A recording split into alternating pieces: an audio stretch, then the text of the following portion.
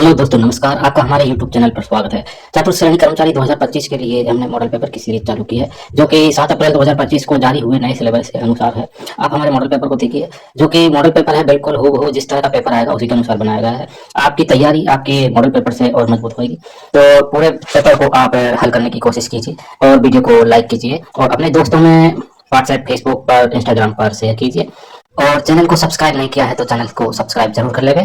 चलिए देखते हैं अपना मॉडल पेपर।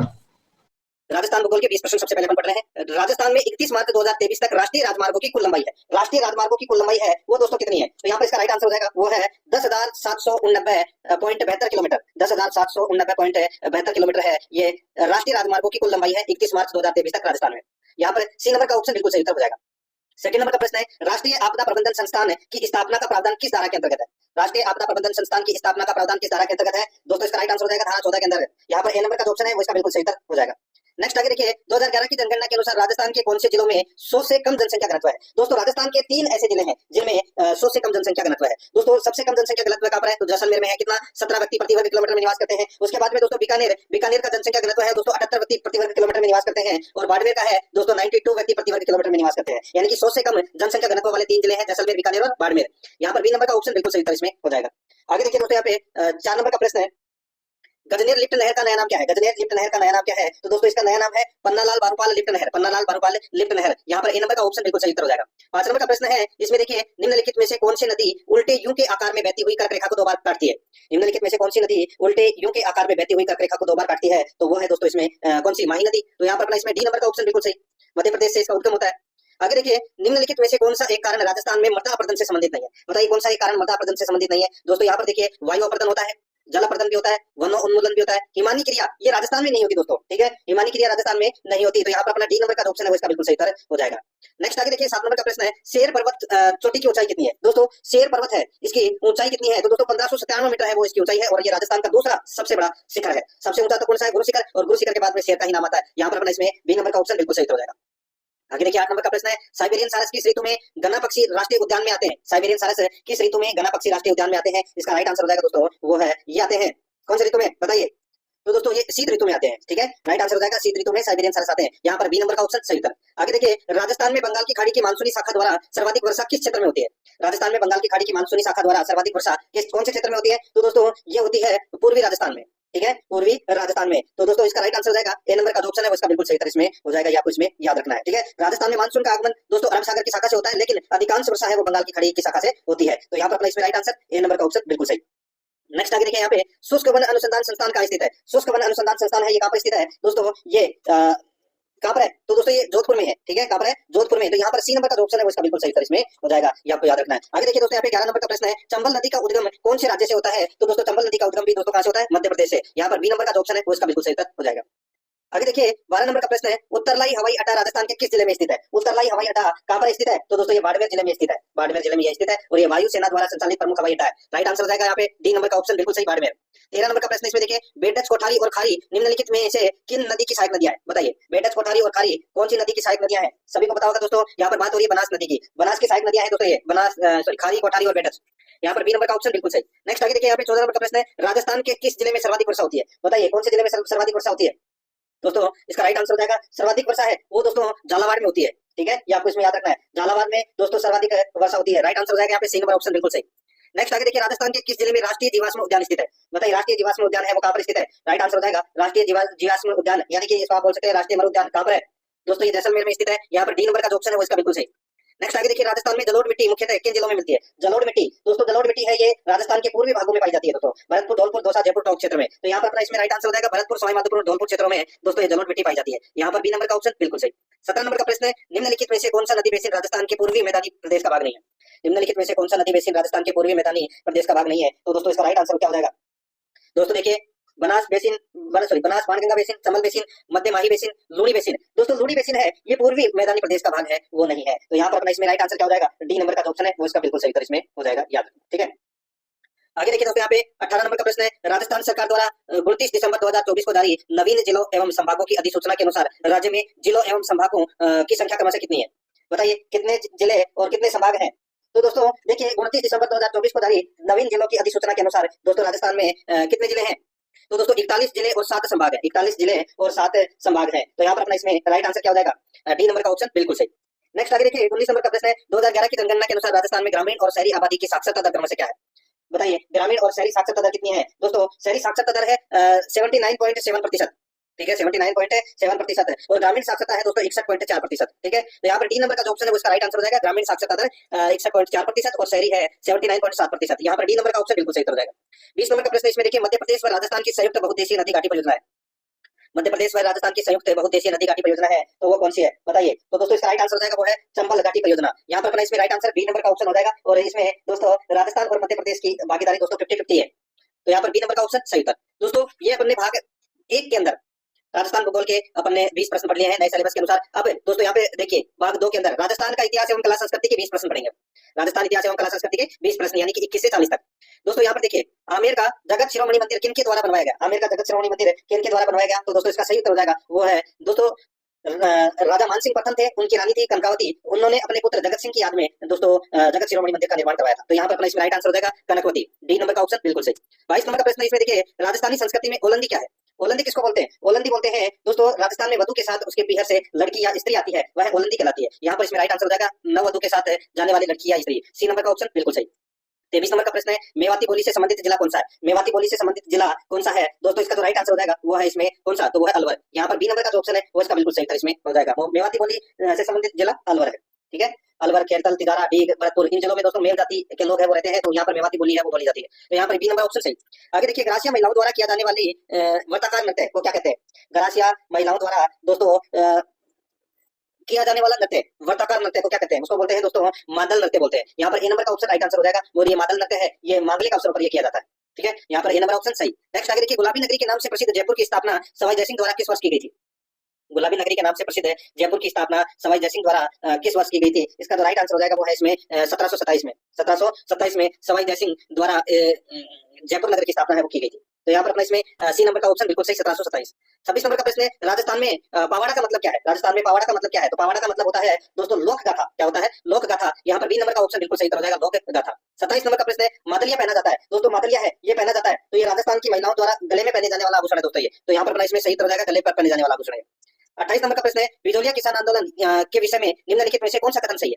बताइए कौन सा कथन सही है बिजोलिया किसान आंदोलन से संबंधित? दोस्तों यहाँ पर देखिए यह आंदोलन 1857 में प्रारंभ हुआ था, गलत हो जाएगा दोस्तों, ये 1897 में प्रारंभ हुआ था।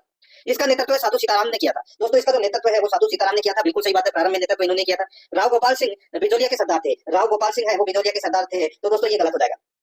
दोस्तों मैं आपको बताऊं राव सवाई कृष्ण सिंह है वो थे दोस्तों बिजोलिया के सरदार, तो ये गलत हो जाएगा। कृष्ण सिंह ने किसानों पर 64 कर लगाए थे, 64 नहीं 84 प्रकार के कर लगाए थे दोस्तों। तो यहाँ पर देखिए ए, सी और डी ये दोस्तों गलत दे रखे हैं, सिर्फ एक सही दे रखा है, बी नंबर का ऑप्शन बिल्कुल सही उत्तर। ये जो बिजोलिया किसान आंदोलन चला था ये 44 वर्षों तक चला था, 1897 में ये प्रारंभ हुआ था और 1941 तक चला था दोस्तों।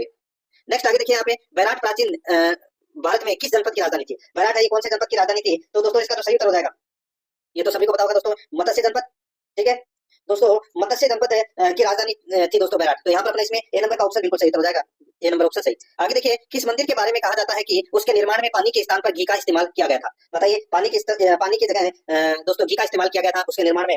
तो दोस्तों वो है भांडासा का जैन मंदिर, भांडासा का जैन मंदिर बीकानेर में, ठीक है। तो यहाँ पर बी नंबर का ऑप्शन बिल्कुल सही हो जाएगा। 31 नंबर का प्रश्न है, सातुल राजस्थान रिसर्च इंस्टीट्यूट की स्थापना किसने की? सातुल राजस्थान रिसर्च इंस्टीट्यूट की स्थापना किसने की? तो दोस्तों इसका सही उत्तर हो जाएगा वो है इसमें किसने? तो ये कर्नल जेम्स टोड।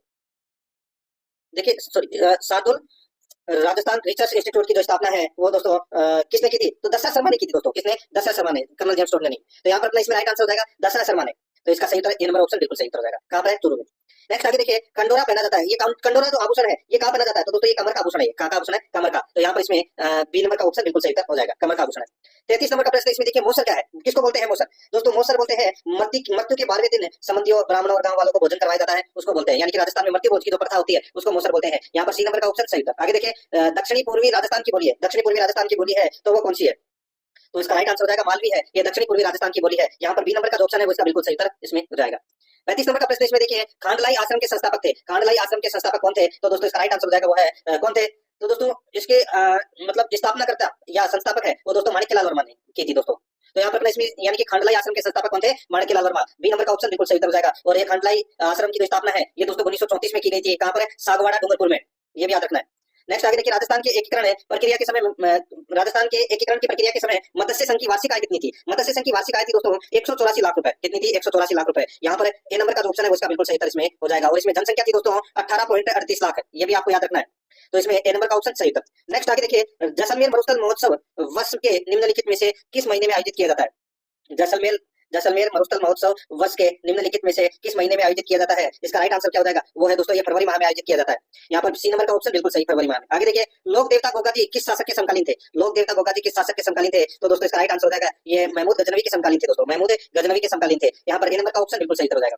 39 नंबर का प्रश्न इसमें देखिए, राणा कुंभा को निम्नांकित वाद्य यंत्रों में किसमें दक्षता हासिल थी? राणा कुंभा को निम्नांकित वाद्य यंत्रों में से किसमें दक्षता हासिल थी? तो दोस्तों इसका राइट आंसर हो जाएगा ये वीणा बजाने में दोस्तों इनको दक्षता हासिल थी। तो यहाँ पर अपना सी नंबर का ऑप्शन बिल्कुल सही हो जाएगा। नेक्स्ट आगे देखिए, निम्नलिखित में से किस मुगल सम्राट ने सवाई जयसिंह को राज राजेश्वर की उपाधि से विभूषित किया था? बताइए कौन से मुगल सम्राट ने सवाई जयसिंह को राज राजेश्वर की उपाधि से विभूषित किया था? तो उनका नाम था दोस्तों किसने? तो वो है मोहम्मद शाह ने। दोस्तों मोहम्मद शाह ने जयसिंह को सरमद ए राजा ए हिंद और राज राजेश्वर की उपाधि से सम्मानित किया था, मोहम्मद शाह, याद रखना।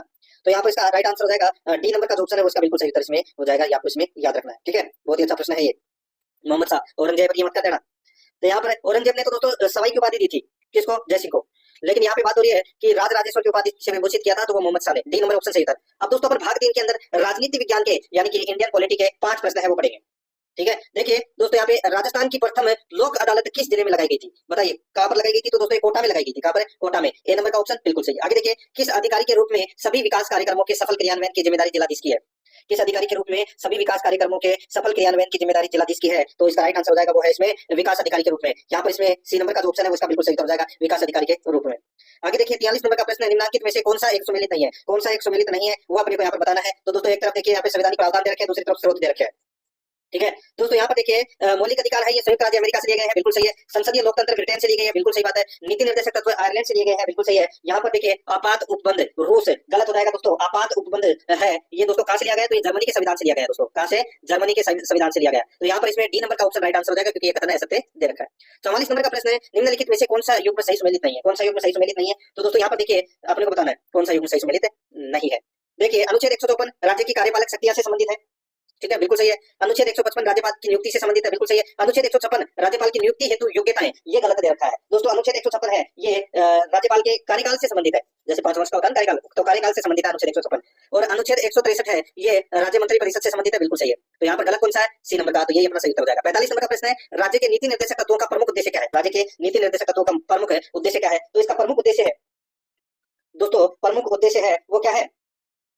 तो दोस्तों देखिए इसका प्रमुख उद्देश्य सामाजिक आर्थिक न्याय सुनिश्चित करना है। तो यहाँ पे इसका राइट आंसर हो जाएगा सामाजिक आर्थिक लोकतंत्र स्थापित करना। यहाँ पर ए नंबर का जो ऑप्शन है उसका बिल्कुल सही हो जाएगा। अब दोस्तों अपन राजस्थान पॉलिटी के 5 प्रश्न पढ़ेंगे। ठीक है, राजस्थान पॉलिटी के 5 प्रश्न बिल्कुल सिलेबस के अकॉर्डिंग अपन चल रहे हैं, एक भी प्रश्न इधर उधर नहीं हो रहा। देखिए 46 नंबर का प्रश्न है, राज्य सूचना आयोग के संबंध में निम्नलिखित में से कौन सा कथन सत्य है? राज्य सूचना आयोग के संबंध में निम्नलिखित में से कौन सा कथन सत्य है? तो दोस्तों इसमें देखिए सत्य कथन कौन सा है राज्य सूचना आयोग से संबंधित? यह एक सांविधिक संस्था है, यह एक सांविधिक संस्था है। तो दोस्तों सांविधिक यानी कि वैधानिक संस्था है, तो ये बिल्कुल सही है। यहाँ पे बी नंबर का जो ऑप्शन है वो इसका राइट आंसर हो जाएगा, क्योंकि ये कथन इसमें सही है। ठीक है, आगे देखिए दोस्तों यहाँ पे 47 नंबर का प्रश्न है, निम्न में से कौन सा कथन असत्य है? निम्न में से कौन सा कथन असत्य है वो अपने को यहाँ पर बताना है। देखिए राज्यपाल कौन सा कथन असत्य है वो बताना है। देखिए यहाँ पे राज्य की कार्यपालिका में राज्यपाल और एक मंत्री परिषद होती है, बिल्कुल सही बात है। राज्यपाल राज्य की कार्यपालिका का वैधानिक प्रमुख होता है, तो दोस्तों ये भी बिल्कुल सही है। मंत्री परिषद राज्य की कार्यपालिका की वास्तविक प्रधान होती है, तो दोस्तों ये भी बिल्कुल सही है। राज्यपाल की नियुक्ति केंद्रीय मंत्रिमंडल करता है, तो दोस्तों राज्यपाल की नियुक्ति केंद्रीय मंत्रिमंडल नहीं करता, कौन करता है? राष्ट्रपति करता है। तो यहाँ पर अपने इसमें राइट आंसर क्या हो जाएगा? डी नंबर का ऑप्शन बिल्कुल सही। अपने को ऐसा कथन बताना था, डी नंबर का ऑप्शन अपना ऐसा कथन है। 48 नंबर का प्रश्न है, तहसील मुख्यालय पर द्वितीय श्रेणी के कार्यपालक दंडनायक के रूप में काम करता है। तहसील मुख्यालय पर द्वितीय श्रेणी के कार्यपालक दंडनायक के रूप में काम करता है, इसका सही उत्तर हो जाएगा दोस्तों वो है कौन? तो वो है तहसीलदार। यहाँ पर इसमें राइट आंसर क्या हो जाएगा? ए नंबर का जो ऑप्शन है उसका बिल्कुल सही उत्तर हो जाएगा, याद रखना। नेक्स्ट आगे देखिए, राज्य सूचना आयोग के अध्यक्ष व सदस्यों का कार्यकाल कितना होता है? राज्य सूचना आयोग के अध्यक्ष एवं सदस्यों का कार्यकाल है वो कितना होता है? तो दोस्तों 5 वर्ष या 65 वर्ष की आयु, जो भी पहले हो। तो यहाँ पर अपना इसमें राइट आंसर क्या हो जाएगा? राज्य सूचना आयोग की बात हो रही है दोस्तों, तो ये निर्धारित था दोस्तों पहले ही 5 वर्ष की आयु और 65 वर्ष, ये आप मत कर देना, गलत हो जाएगा। गलत इसलिए हो जाएगा क्योंकि दोस्तों पहले तो यही था 5 वर्ष की आयु या 65 वर्ष की आयु, जो भी पहले प्राप्त होता तब तक। ठीक है, तो ये राज्य सूचना आयोग के अध्यक्ष एवं सदस्यों का कार्यकाल था, है नहीं था। तो अब क्या है? तो दोस्तों देखिए सूचना का अधिकार अधिनियम 2019 में संशोधन किया गया और इसको बदलकर केंद्र सरकार द्वारा निर्धारित समयावधि तक, यानी कि केंद्र सरकार द्वारा निर्धारित समयावधि तक इनका कार्यकाल रहता है। तो यहाँ पर अपना इसमें सी नंबर का ऑप्शन है इसका बिल्कुल सही उत्तर हो जाएगा, ये आपको इसमें याद रखना है। ठीक है, आगे देखिए दोस्तों इसमें 50 नंबर का प्रश्न है, 50 नंबर का प्रश्न है, इसमें देखिए दोस्तों, भारत की संविधान की प्रस्तावना में प्रयुक्त हम भारत के लोग वाक्यांश से तात्पर्य है। तो हम भारत के लोग वाक्यांश से तात्पर्य क्या है? तो इससे तात्पर्य है कि संविधान को स्वीकार करने वाले भारत के नागरिक। तो यहाँ पर अपना इसमें डी नंबर का जो ऑप्शन है वो इसका बिल्कुल सही उत्तर इसमें हो जाएगा।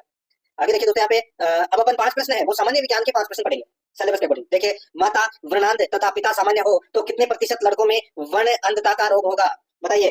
तो दोस्तों इसका राइट आंसर हो जाएगा वो है 100%। ठीक है, 100% इसका राइट आंसर हो जाएगा इसमें, डी नंबर का ऑप्शन बिल्कुल सही। नेक्स्ट है, आगे देखिए, गर्भधारण परीक्षण में मूत्र में किस हार्मोन की उपस्थिति का परीक्षण किया जाता है? गर्भधारण परीक्षण में मूत्र में किस हार्मोन की उपस्थिति का परीक्षण किया जाता है? तो दोस्तों इसका राइट आंसर हो जाएगा वो है, इसमें किया जाता है दोस्तों HCG यानी कि ह्यूमन कोरियोनिक गोनाडोट्रोपिन। ठीक है, तो यहाँ पर इसमें HCG हार्मोन का परीक्षण किया जाता है। तो यहाँ पर अपना इसमें सी नंबर का जो ऑप्शन है वो इसका राइट आंसर हो जाएगा।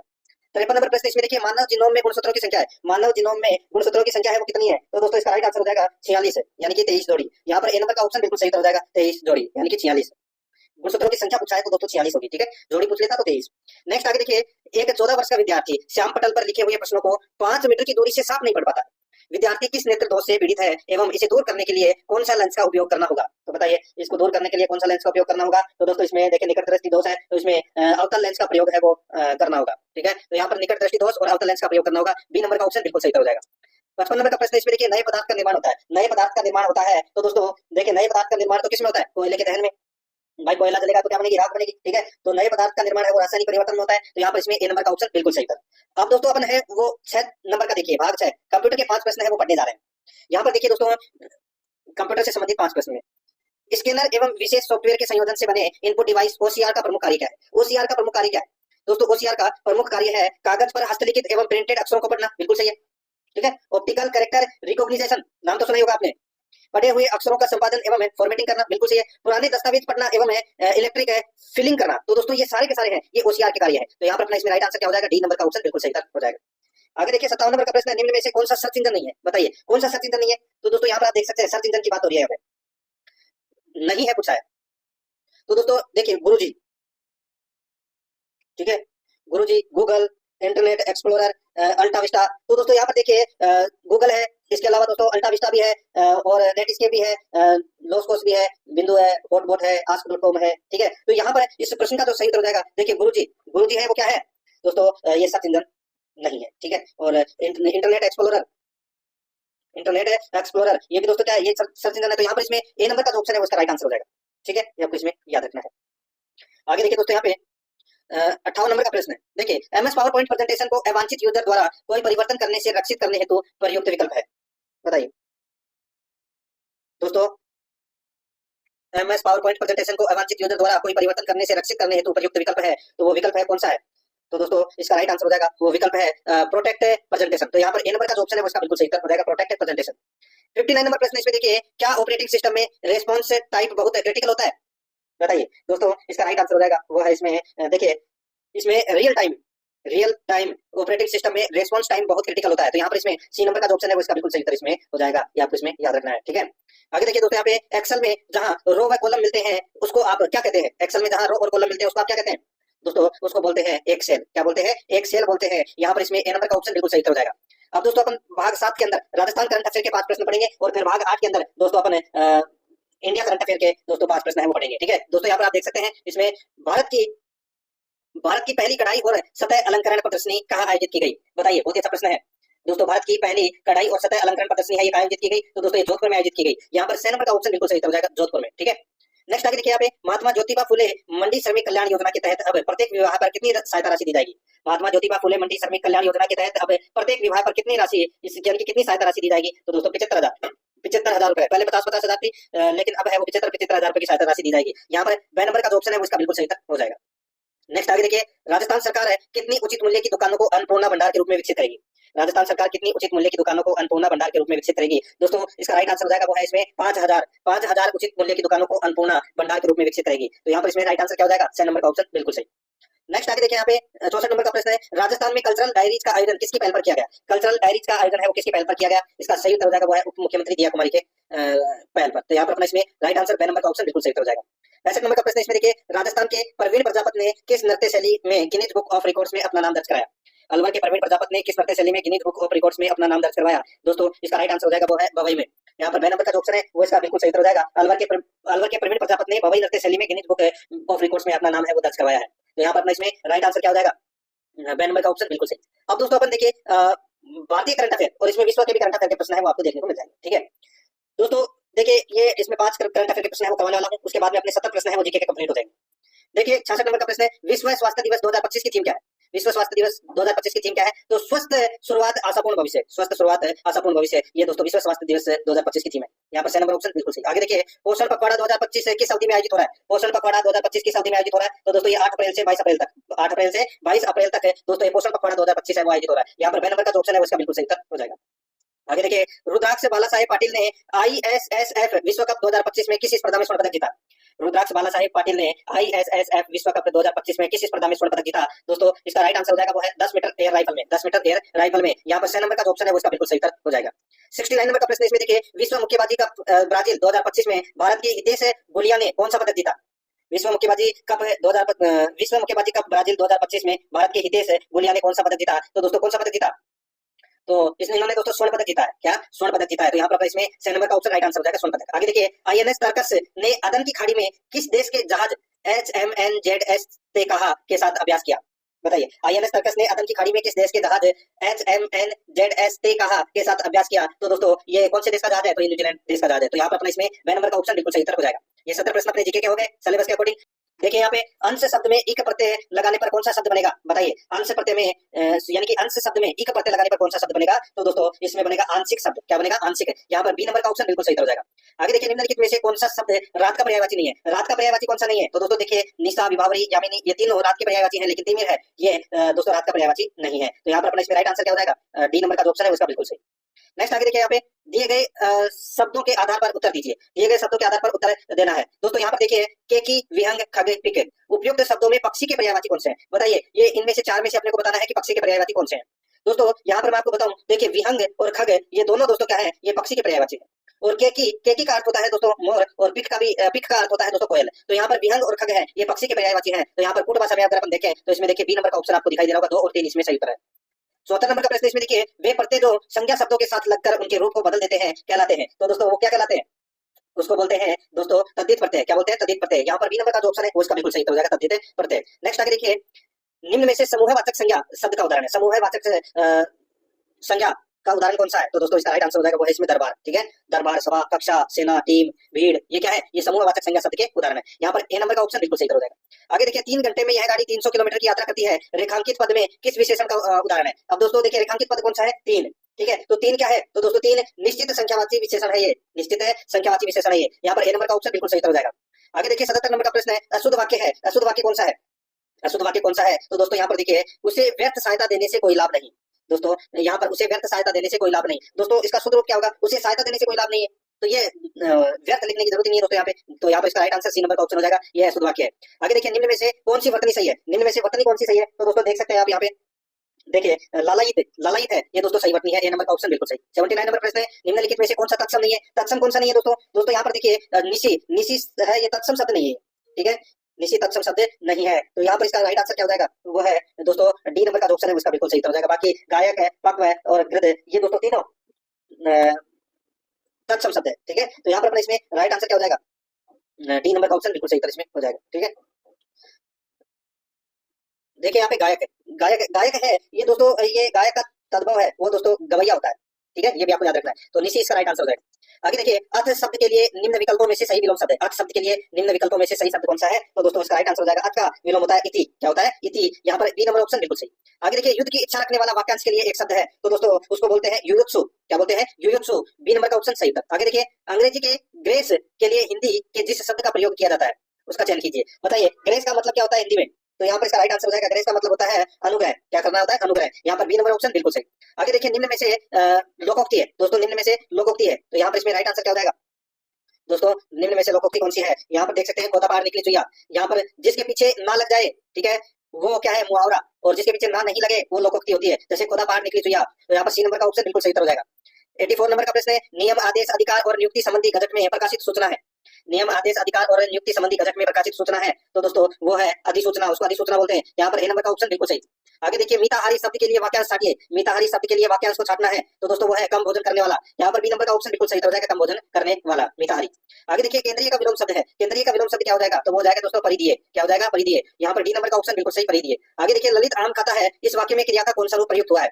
ललित आम खाता है, इस वाक्य में क्रिया का कौन सा रूप प्रयुक्त हुआ है, तो दोस्तों इसमें सकर्मक रूप प्रयुक्त हुआ है। यहाँ पर इसमें डी नंबर का ऑप्शन बिल्कुल सही हो जाएगा, सकर्मक। आगे देखिए, उसने तो मेरी आंखें खोल दी, मुहावरे का अर्थ होगा। उसने तो मेरी आंखें खोल दी, मुहावरे का अर्थ होगा तो दोस्तों वो हो जाएगा, मुहावरे का अर्थ हो जाएगा दोस्तों इसमें कौन सा, तो वो है भ्रम को दूर करना। यहाँ पर ए नंबर का ऑप्शन बिल्कुल सही हो जाएगा, भ्रम को दूर करना। नेक्स्ट आगे देखिए, यहाँ पे 89 नंबर प्रश्न है, निम्न में से बसंत का पर्यायवाची शब्द नहीं है। बसंत का पर्यायवाची शब्द दोस्तों यहाँ पर देखिए, ऋतुराज है, मधुकाल है, मधु ऋतु है, लेकिन सुमन नहीं है। तो यहाँ पर इसमें राइट आंसर क्या हो जाएगा, बी नंबर का ऑप्शन बिल्कुल सही उत्तर इसमें हो जाएगा।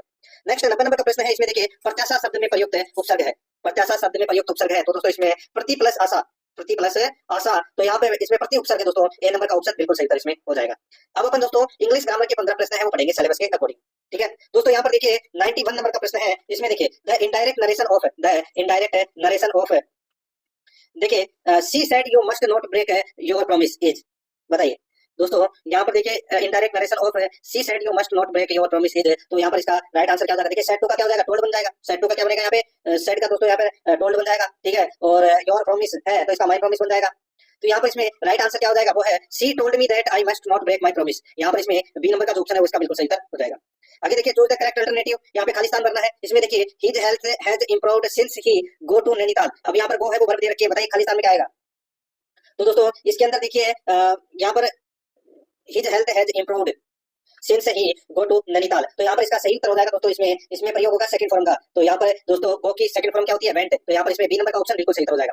आगे देखिए, अदेय प्रमाण पत्र ट्रांसलेट इनटू इंग्लिश, बताइए इंग्लिश में क्या बोलते हैं अदेय प्रमाण पत्र को, तो दोस्तों इसको बोलते हैं no dues certificate, no dues certificate, तो यहाँ पर इसमें डी नंबर का ऑप्शन बिल्कुल सही। आगे देखिए, choose the correct Hindi translation of the word given below, यहाँ पे रजिस्ट्रेशन को हिंदी में क्या बोलते हैं, पंजीकरण बोलते हैं, तो यहाँ पर बी नंबर का ऑप्शन बिल्कुल सही, पंजीकरण। नेक्स्ट आगे देखिए, translation the following sentence into English, बढ़ते तापमान से पर्यावरण को वास्तविक खतरा है, बढ़ते तापमान से पर्यावरण को वास्तविक खतरा है, तो दोस्तों इसको इंग्लिश में ट्रांसलेट करेंगे तो क्या हो जाएगा, तो दोस्तों ये हो जाएगा देखिए rising temperature is a real threat of the environment, to the environment, rising temperature is a real threat to the environment, तो यहाँ पर इसमें डी नंबर का ऑप्शन है वो इसका राइट आंसर हो जाएगा, बढ़ते तापमान से पर्यावरण को वास्तविक खतरा है। आगे देखिए, translate the following sentence into Hindi में अपने को इसका ट्रांसलेट करना है। He called a taxi for me, he called a taxi for me, तो दोस्तों क्या हो जाएगा, तो यानी कि उसने मेरे लिए एक टैक्सी बुलाई। ठीक है, तो यहाँ पर इसमें राइट आंसर क्या हो जाएगा, उसने मेरे लिए एक टैक्सी बुलाई, तो यहाँ पर सी नंबर का ऑप्शन बिल्कुल सही हो जाएगा। नेक्स्ट आगे देखिए 97 नंबर प्रश्न है, विच सेंटेंस इज पंचक्टेड करेक्टली, तो बताइए पंचक्टेड करेक्टली, तो दोस्तों यहाँ पर इसका राइट आंसर क्या हो जाएगा, वो हो जाएगा दोस्तों इसमें लेट्स इट ग्रांडमा, तो यहाँ पर अपना इसमें दोस्तों बी नंबर का ऑप्शन बिल्कुल सही। आगे देखिए, choose the correct preposition to fill in the blank, preposition खालिस्तान में भरना है दोस्तों। देखिए ही हैड securely, ठीक है, he had securely recovered from fever contracted a bad cold, तो दोस्तों इसका राइट आंसर क्या हो जाएगा, इसमें देखिए सेकेंडरी के बाद में दोस्तों वैन का प्रयोग होता है, तो यहाँ पर इसका राइट आंसर हो जाएगा वैन आएगा दोस्तों यहाँ पे। ठीक है, नेक्स्ट आगे देखिए, which is the following correctly describes a determiner, दोस्तों यहाँ पर देखिए इसका राइट आंसर क्या हो जाएगा, इसका सही उत्तर हो जाएगा दोस्तों वो हो जाएगा इसमें it is a word which precedes a head word in a noun phrase, तो यहाँ पर अपना इसमें right answer C number option हो जाएगा। नेक्स्ट आगे देखिए दोस्तों, यहाँ पे 100 नंबर का प्रश्न है, fill in the blank with appropriate word from the option given below, वही खालिस्तान करना है। यहाँ पर देखिए the captain the final charge in the table, sorry in the battle, ठीक है, the captain the final charge in the battle, तो यहाँ पर इसमें सही उत्तर क्या हो जाएगा दोस्तों, इसमें हो जाएगा देखिए इसमें प्रयोग होगा दोस्तों लेड का, क्या होगा लेड का, तो यहाँ पर अपना इसमें सही उत्तर हो जाएगा लेड का होता है नेतृत्व है, तो यहाँ पर इसमें ए नंबर का ऑप्शन बिल्कुल सही। नेक्स्ट आगे देखिए, यहाँ पे 101 नंबर प्रश्न है, in the question below a part of sentence is underlined, choose the correct alternative which may improve the sentence, तो यहाँ पर देखिए improve करना है सेंटेंस को, he is elder than John, he is elder than John, तो दोस्तों यहाँ पर इसका राइट आंसर क्या हो जाएगा, elder than की जगह दोस्तों older than आएगा, यहाँ पर ए नंबर का ऑप्शन बिल्कुल सही हो जाएगा। ठीक है, दूसरों से बड़ा होने के लिए older का प्रयोग होता है, तो यहाँ पर इसमें ए नंबर ऑप्शन सही। आगे देखिए, choose the correct option for assertive to exclamatory transformation of the sentence given, man is a wonderful piece of art, man is a wonderful piece of art, तो यहाँ पर इसका जो राइट आंसर हो जाएगा दोस्तों वो कौन सा है, तो दोस्तों इसका राइट आंसर हो जाएगा what a wonderful piece of art man is, तो यहाँ पर इसका राइट आंसर दोस्तों बी नंबर का ऑप्शन है वो इसका बिल्कुल सही हो जाएगा। नेक्स्ट आगे देखिए, choose the correct direct speech of the following sentence from the options given below, तो यहाँ पर सेंटेंस देखिए she said that honesty is the best policy, she said that honesty is the best policy, तो इसका right answer हो जाएगा दोस्तों वो है इसमें she said honesty is the best policy. तो यहाँ पर इसमें बी नंबर का जो ऑप्शन है वो इसका बिल्कुल सही उत्तर हो जाएगा। आगे देखिए 44 नंबर सॉरी 104 नंबर का प्रश्न है, choose the correct active voice of the following sentence from the option given below. यहाँ पर देखिए can a car B driven by हर, तो यहाँ पर इसका सही उत्तर हो जाएगा दोस्तों वो है इसमें can she drive a car. यहाँ पर सी नंबर का जो ऑप्शन है वो इसका बिल्कुल सही उत्तर इसमें हो जाएगा। आगे देखिए 105 नंबर का प्रश्न है, choose the correct option from the four choice given. He rested his horse for it to limp, दो लिम्प दे रखा है। तो दोस्तों यहाँ पर देखिए he rested his horse for it to limp, तो यहाँ पे देखिए सेकंड फॉर्म का प्रयोग हुआ है, तो यहाँ पर इसमें सही उत्तर क्या हो जाएगा, रेस्टेड आ गया तो यहाँ पे लिम्प आएगा। ठीक है, तो यहाँ पर इसमें राइट आंसर हो जाएगा लिम्प, बी नंबर का ऑप्शन बिल्कुल सही उत्तर हो जाएगा इसमें। अब दोस्तों भाग 11, इसके अंदर अपन गणित के 15 प्रश्न पढ़ेंगे, यानी कि 106 से लेकर 120 तक। ठीक है, और ये अपना मॉडल पेपर भी कंप्लीट हो जाएगा 120 से, और अपन 106 से 120 तक अपन प्रश्न पढ़ेंगे। ठीक है दोस्तों, देखिए इसमें 106 नंबर का प्रश्न है, साधारण ब्याज की वार्षिक दर से 11.5% से 10% हो जाने के कारण मोहन को एक वर्ष में 55.50 की हानि होती है। मूलधन कितना है? मूलधन कितना है दोस्तों, देखिए ब्याज दर में कमी हो रही है, ब्याज दर में कमी हो रही है, 11.5 से 10% हो गया, यानी कि कितने का अंतर हो गया, कमी कितने की हुई, तो दोस्तों 1.5 की कमी हो गई है। ठीक है, अब दोस्तों वार्षिक आय में कमी हो रही है कितनी, 55.50 की। ठीक है, तो दोस्तों मूलधन का 1.5% बराबर कितना हो जाएगा, 1.5% बराबर 55.50 हो जाएगा, 55.50। तो दोस्तों सीधा सा है, मूलधन इंटू 1.5 बटे मूलधन इंटू 1.5 बटे 100 बराबर कितना, 55.50। बस इसको सोल्व कर लीजिए, तो ये 55.50 इंटू 100, इसको सोल्व करेंगे तो दोस्तों 55.50 इंटू 100 बटे 1.5। बस इसको काट लीजिए, इसको आप काटोगे तो दोस्तों कितना आ जाएगा, 3700 रुपए मूलधन आ जाएगा। कितना आ जाएगा, 3700। तो यहाँ पर इसमें ए नंबर का ऑप्शन बिल्कुल सही। आगे देखिए, यदि कोई धनराशि साधारण ब्याज दर पर चौथे और पांचवें वर्ष में क्रमशः 12,900 और 14,250 हो जाती है, तो ब्याज की दर कितनी है? तो ब्याज की दर कितनी है दोस्तों, देखिए यदि कोई धनराशि साधारण ब्याज की दर पर चौथे और पांचवें वर्ष में क्रमशः 12,900 और 14,250 हो जाती है, तो 14,250 में से 12,900 घटा लीजिए, कितना आ जाएगा दोस्तों, ये एक साल का ब्याज आ जाएगा कितना, 1350। ठीक है, अब दोस्तों ये 5वें साल का ब्याज है, तो 4 साल का और जोड़ना है, तो यहाँ पे 13.50 इंटू 4 कर लीजिए, कितना हो जाएगा दोस्तों, यहाँ पे ये हो जाएगा 5400 रुपए। ठीक है, कितना हो जाएगा, 5400। अब दोस्तों यहाँ पर देखिए, इसमें जो ये 12,900 है, 12,900 है। ठीक है, इसमें से दोस्तों आपको क्या करना है, 5400 घटाना है, यानी कि 4 साल का जो ब्याज आ गया यहाँ पे 5400। अब जो अपना ये देखिए चौथे वर्ष कितना था, 12,900, तो ये 12,900 में से 12,900 में से 5,400 है, वो घटा लीजिए, कितना आ जाएगा, 7,500। कितना आ जाएगा, 7,500। अब दोस्तों यहाँ पे अपने को दर निकालनी है, तो दर निकालने का सूत्र क्या है, दर बराबर ब्याज इंटू 100 बटे मूलधन इंटू समय। तो दोस्तों दर निकालेंगे तो क्या हो जाएगा, यहाँ पे ब्याज कितना है, 5400 रुपए, ब्याज कितना है 5400 इंटू 100 बटे दोस्तों यहाँ पर मूलधन कितना है, मूलधन है दोस्तों 7,500। ठीक है, अपन ने निकाली ना 7,500, और इंटू समय कितना है, 4.5 वर्ष है। बस इसको काट लीजिए, ये 2 जीरो से ये 2 जीरो कट गए। ठीक है, देखिए यहाँ पे 5400 में यहाँ पे 75 इंटू 4 कर लीजिए, तो 75 इंटू 4 करोगे तो कितना, 300। 5400 में 300 का भाग दे लीजिए, तो दोस्तों 5400 में 300 का भाग दोगे तो कितना आ जाएगा, 18%। कितना आ जाएगा, 18% आ जाएगा। तो ये 18% इसमें क्या हो गई, ब्याज की दर हो गई। यहाँ पर सी नंबर का ऑप्शन सही है। 108 नंबर का प्रश्न है, इसमें देखिए यदि चीनी के मूल्य में 20% वृद्धि हो जाए तो एक गृहिणी को इसकी खपत कितने प्रतिशत कम करनी होगी कि इस पर खर्च न बढ़े। दोस्तों सीधा सा है, खर्च में कमी बराबर वृद्धि प्रतिशत बटे 100 प्लस वृद्धि इंटू 100। तो दोस्तों यहाँ पर देखिए वृद्धि कितने की हो रही है, 20 की, तो यहाँ पर 120, 100 प्लस वृद्धि यानी कि 120 इंटू 100। बस यही करना है, कुछ नहीं करना। ये दोस्तों 20 से ये एक बार कटा, तो ये कितनी बार कटा, 6 बार, तो 100 में दोस्तों आप 6 का भाग दोगे तो कितना आ जाएगा, 16 से 2 बटे 3%। तो यहाँ पर सी नंबर का ऑप्शन राइट आंसर हो जाएगा।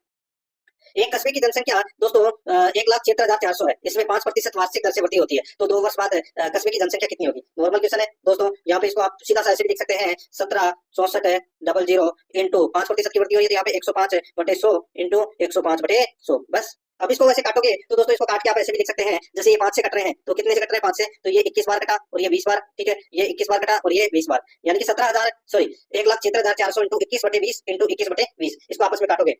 ठीक है, तो दोस्तों कितना हो जाएगा, तो ये 1,94,481 हो जाएगा। ठीक है, यहाँ पर बी नंबर का ऑप्शन बिल्कुल सही। 110 नंबर प्रश्न है, एक पेन को 144 रुपए में बेचने पर अनुराग को क्रय मूल्य पर 1/7 की हानि होती है। यदि पेन 189 में बेचा जाता है तो लाभ प्रतिशत क्या होगा, तो लाभ प्रतिशत है वो क्या होगा दोस्तों। अब इसमें देखिए सबसे पहले तो मैं आपको बताऊं, एक पेन को 144 रुपए में बेचने पर अनुराग को क्रय मूल्य पर 1/7% की हानि होती है। ठीक है, 1/7% की क्या होती है, हानि होती है। तो दोस्तों यहाँ पर देखिए हानि बराबर, इसको अपन हानि बराबर क्या लिख सकते हैं, x/7 लिख सकते हैं। ठीक है, तो यहाँ पे x माइनस 144 बराबर दोस्तों x माइनस 144 बराबर x/7 लिख सकते हैं। तो दोस्तों यहाँ पे देखिए 144 को 7 से मल्टीप्लाई करोगे, ठीक है, तो कितना हो जाएगा, तो दोस्तों यहाँ पे 7x माइनस 1008 बराबर x। ठीक है, तो यहाँ पर 7x माइनस x बराबर कितना हो जाएगा, 1008। तो दोस्तों यहाँ पर x बराबर कितना हो जाएगा, देखिए 1x कम हो गया, तो यहाँ पर x बराबर कितना हो जाएगा, 1008 बटे 6 तो कितना जाएगा 168। ठीक है, तो यहाँ पर देखिए क्रम मूल्य आ गया दोस्तों अपने पास में 168 है, विक्रम मूल्य दे रखा है 189 है। ठीक है, तो लाभ प्रतिशत निकालेंगे तो कैसे निकालेंगे? तो दोस्तों देखिए लाभ प्रतिशत विक्रम मूल्य कितना है 189, क्रम मूल्य अपन ने निकाल दिया कितना 168 है, बटे क्रम मूल्य कितना है 168, बस इंटू 100, ये आपको दोस्तों लाभ का प्रतिशत है वो निकाल देगा। ठीक है, इसको आप काटोगे तो दोस्तों देखिए इसको काटोगे तो दोस्तों यहाँ पर इन दोनों में अंतर कितने का हो गया 21 का, तो यहाँ पे 21 बटे 168 इंटू 100, तो इसको काटोगे तो 12.5% आ जाएगा। बी नंबर ऑप्शन बिल्कुल सही। आगे देखिए एक दुकानदार अपने सामान को क्रय मूल्य पर ही बेचता है, परंतु वह 1 ग्राम के स्थान पर 900 ग्राम तोलता है, तो उसका लाभ प्रतिशत क्या है? सीधा सा है दोस्तों, 900 ग्राम तोलता है तो उसमें 100% का लाभ, 100 ग्राम का लाभ हो रहा है, यानी कि 100 बटे 900 इंटू 100, ये 2 जीरो से 2 जीरो कट गए, 100 में 9 का भाग दे लीजिए, कितना आएगा 11 से 1 बटा 9%, तो यहाँ पर इसमें बी नंबर का ऑप्शन बिल्कुल सही। आगे देखिए एक दीवार घड़ी का अंकित मूल्य क्या होगा यदि उसका क्रय मूल्य 380 रुपए और 5% छूट देने के बाद 25% लाभ हो। ठीक है, तो यहाँ पर देखिए घड़ी का क्रय मूल्य दे रखा है 380 रुपए, लाभ 25%, तो कुर्सी का विक्रय मूल्य है, सॉरी, तो घड़ी का दोस्तों विक्रय मूल्य है वो अपने को ज्ञात करना है। तो यहाँ पर दोस्तों देखिए कितना दे रखा है क्रय मूल्य, तो दोस्तों 380 दे रखा है, तो 380 ये दे रखा है। अब देखिए इसमें 5% का छूट देने के बाद 25% का लाभ हो, 5% का छूट देने पर 25% का लाभ हो। दोस्तों आप देखिए अंकित मूल्य क्या होगा, क्रय मूल्य कितना है 380, अब आप ऑप्शन उठा लीजिए कुछ भी, जैसे कि मैंने ऑप्शन उठा लिया 500। ठीक है भाई, क्रय मूल्य कितना है 380 और मैंने उसके ऊपर अंकित कर दिया कितना 500 रुपए। अब मैं क्या करता हूँ 500 रुपए के अंदर मैं बोला अगली पार्टी को बोला कि 5% की मैंने छूट दे दिया। ठीक है, तो दोस्तों 5% की छूट है वो दे दी, यानी कि कितने की छूट दी, तो दोस्तों 500 का जो 5% होता है वो 25 होता है। ठीक है, तो यहाँ पर 475 बचा, सॉरी 5% की छूट दिया ना, हाँ 475। अब उसमें देखिए देने के बाद 25% का लाभ हो, देने के बाद 25% का क्या हो लाभ हो, तो इसको डायरेक्ट ऐसे भी कर सकते हैं दोस्तों, जैसे कि 380 इंटू 125 बटे 95, बस क्या करना है यही करना है, इसको काट लीजिए। ये 5 से दोस्तों कितनी बार कटा, तो ये 25 बार कटा, ये कितनी बार कटा, तो ये 19 बार कटा, ये गोली दूनी 38, ये 20 बार कट गया, और 20 इंटू 25 कितने होते हैं, तो दोस्तों 20 इंटू 25 है वो 500 होते हैं, तो यहाँ पर इसमें राइट आंसर हो जाएगा 500, सी नंबर का ऑप्शन सही था। आगे देखिए 11 प्रेक्षणों का औसत 10 है, आरंभिक 6 प्रेक्षणों का औसत 9 और अंतिम 6 प्रेक्षणों का औसत 11 है, छठा प्रेक्षण याद कीजिए, दोनों को मल्टीप्लाई करके घटा दीजिए, जैसे कि शुरुआत के 6 प्रेक्षणों का औसत कितना है 9, तो 6 इंटू 9 कर लीजिए, 6 इंटू 9 कितना हो गया 54, और अंतिम 6 प्रेक्षणों का औसत कितना है 11, तो यहाँ पर 6 इंटू 11 कितने हो जाएंगे 66। ठीक है, आप 54 में से 66 गए तो कितने बचे, सॉरी इसमें देखिए एक ये चीज ऊपर वाली लाइन देखिए 11 प्रेक्षणों का औसत 110 है, 11 प्रेक्षणों का औसत 110 है, तो 11 इंटू 10 करोगे तो दोस्तों कितना हो जाएगा, 11 इंटू 10 करोगे तो दोस्तों 110 है। अब यहाँ पर देखिए 54 और 66 दे रखा है, इन दोनों को प्लस कर दीजिए और 110 में से घटा दीजिए, तो दोस्तों इनको प्लस किया तो कितना हो गया 110, सॉरी 120, कितना हो गया 120, और 120 में से 110 गए तो कितना बचा 10, तो यहाँ पर इसमें ए नंबर का ऑप्शन राइट आंसर हो जाएगा। आगे देखिए 4 क्रमागत सम संख्याओं का औसत 8 है, तो 8 इंटू 4 कर लीजिए, सबसे पहले कितना हो गया 32। ठीक है, 4 क्रमागत विषम संख्याओं का औसत 8 है। ठीक है, यदि इनमें से अगली विषम संख्या को भी शामिल कर लिया जाए तो इन पांचों संख्याओं का नया औसत क्या होगा। ठीक है, तो इन पांचों संख्याओं का नया औसत क्या होगा, ऑप्शन उठा के देख लीजिए दोस्तों कि नया औसत क्या होगा, जैसे कि यहाँ पे औसत कितना 8 आ रहा है, तो अब औसत क्या होगा बढ़ेगा ही, अब औसत क्या होगा बढ़ेगा ही। तो दोस्तों मैं आपको बताऊं इसमें देखिए 32 तो आ गया, अब 32 में आप दोस्तों 4 का भाग दिया तो दोस्तों कितना आ गया 8 चौके 32। ठीक है, तो दोस्तों अब देखिए ये 32 है अपन 5 प्लस 7 प्लस 9 प्लस 11 प्लस 13, अभी तक तो अपन देखिए 5 और 7 दोस्तों 12, 12 और 9 कितने होते हैं दोस्तों 21, 21 और 11 कितने होते हैं 32। ठीक है, तो ये 4 क्रमागत विषम संख्याओं का औसत दोस्तों 32 आ रहा है कि नहीं आ रहा टोटल। अब इसमें अगर अपन अगली संख्या भी जोड़ते हैं यानी कि 13 भी जोड़ते हैं तो कितना हो जाएगा 45, और 45 है 5 संख्याओं का टोटल दे रखा है, तो औसत कितना हो जाएगा दोस्तों 9 हो जाएगा। ठीक है, यहाँ पर डी नंबर ऑप्शन बिल्कुल सही। आगे देखिए 7 संतरे 28 सेबों और 42 आमों के पेड़ों को पंक्तियों में इस प्रकार लगाया जाना है कि प्रत्येक पंक्ति में केवल एक ही किस्म के पेड़ हो और पेड़ों की संख्या समान हो। इस प्रकार लगाए गए पेड़ों की पंक्तियों की न्यूनतम संख्या ज्ञात कीजिए। 7 संतरे 28 सेबों और 42 आमों के पेड़ों की पंक्तियों में इस प्रकार लगाया जाना है कि प्रत्येक पंक्ति में केवल एक ही किस्म के पेड़ हो, पेड़ों की संख्या समान हो। तो यहाँ पर इसका राइट आंसर हो जाएगा दोस्तों, इनका अपने को क्या निकालना है, मैसेप निकालना है। 7 28 और 45 का मैसेप कितना हो जाएगा दोस्तों 7 हो जाएगा। ठीक है, अब दोस्तों यहाँ पर न्यूनतम पंक्ति की अगर अपन बात करें तो यहाँ पे 7 बटे 7 28 बटे 7 प्लस 42 बटे 7। ठीक है, तो देखिए 7 का भाग 1 में से 7 बार गया, इस 28 में 4 बार गया और 42 में 6 बार गया, तो 1 प्लस 4 प्लस 6 कितने होते हैं 11, तो यहाँ पर इसका राइट आंसर हो जाएगा 11 पंक्ति, सी नंबर ऑप्शन सही था। आगे देखिए वह बड़ी से बड़ी संख्या बताइए जिसमें 128 303 और 247 को विभाजित करने पर क्रमशः 4 7 और 19 शेष बचता है। वह बड़ी से बड़ी संख्या बताइए जिसमें 128 303 और 247 को विभाजित करने पर क्रमशः 4 7 और 19 बचता है। तो दोस्तों यहाँ पर आप देख सकते हैं, देखिए 128 में से 4 घटा दीजिए, 303 में से 7 घटा दीजिए और 247 में से 19 घटा दीजिए, तो दोस्तों यहाँ पर नई संख्या बचेगी 124 है, 303 में से 7 गए तो कितने बचे 296 और 247 में से 19 गए तो दोस्तों 228। ठीक है, अब दोस्तों यहाँ पर देखिए 124 296 और 228 का मैसेप है वो अपने को निकालना है। ठीक है, तो इसका मैसेज का निकलेगा दोस्तों कितने का, 4 का निकलेगा। तो यहाँ पर अपना इसमें राइट आंसर हो जाएगा डी नंबर ऑप्शन, बिल्कुल सही।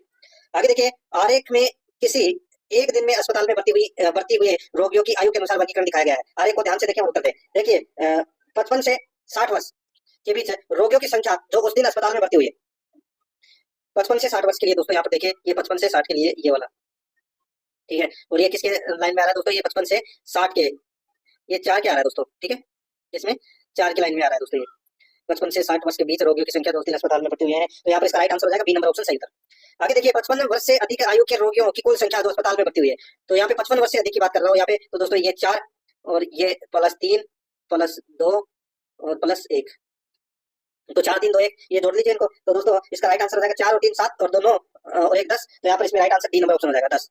आगे देखिए, 40 वर्ष से अधिक है किंतु 55 वर्ष से कम आयु के रोगियों की संख्या जो उस दिन अस्पताल में भर्ती हुई है, 40 वर्ष से तो अधिक है और 55 वर्ष से कम, तो दोस्तों यहाँ पर देखिए 40 वर्ष से अधिक है, ये है 8 और ये है +7 और 55 वर्ष से कम, ये देखिए ये कितना है, ये 5, तो यहाँ पे 8 और 7 कितने होते हैं, तो दोस्तों 15 और 5 कितने होते हैं, 20, तो यहाँ पर इसका राइट आंसर क्या हो जाएगा 20। यहाँ पर ए नंबर का जो ऑप्शन है वो इसका बिल्कुल सही उत्तर हो जाएगा।